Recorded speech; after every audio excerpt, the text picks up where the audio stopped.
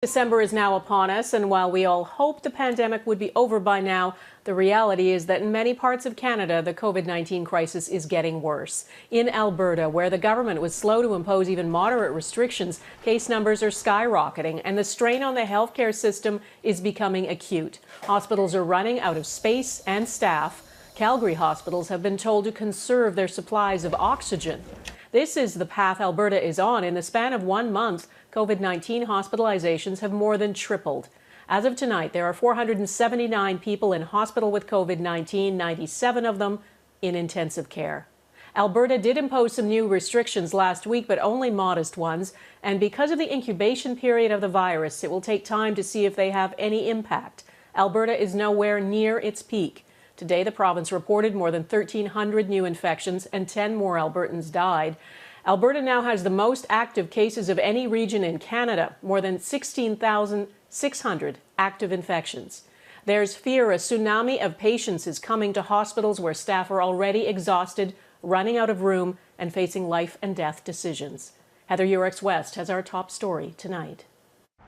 Inside the ICU at Edmonton's Royal Alexandra Hospital, patients are now being treated two to a room, part of a plan to find space for more COVID patients as the infection rate in Alberta continues to grow. We're also maximizing our occupancy by cohorting patients, by using decommissioned spaces or other spaces that aren't being used at this point in time. To prepare for the expected surge in patients, a memo sent out last Friday called for the conservation of oxygen at Calgary hospitals.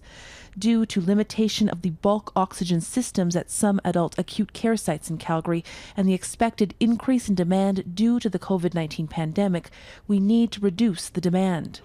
The health system is working to open another 425 beds in the coming weeks, but even those beds could fill fast. There were 24 COVID patients in ICU on October 30th. That number doubled in 2 weeks, and 2 weeks later, it's doubled again. On Tuesday, Alberta's opposition leaked internal Alberta Health Services modeling that shows ICUs could see as many as 161 patients within 2 weeks' time. The lengths of stay are not short, so when you have a lot of patients that are knocking on the door to come into the system, and the ones that are there aren't ready to leave yet, that's where our challenges arise. There's nothing that can be done today that is going to stop new admissions for the next 2 weeks. The big question is, how well will the restrictions work going forward? New restrictions were announced last Tuesday, but not all measures took effect right away. If they work, new infection numbers should start to come down within the next week.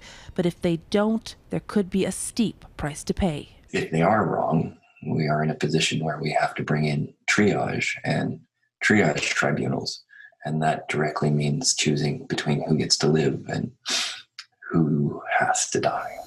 It's a horrific worst-case scenario that becomes more plausible by the day. Heather Urex West, Global News, Calgary. We know the virus is most lethal in elderly people. Across Canada, the majority of deaths have been people in long-term care.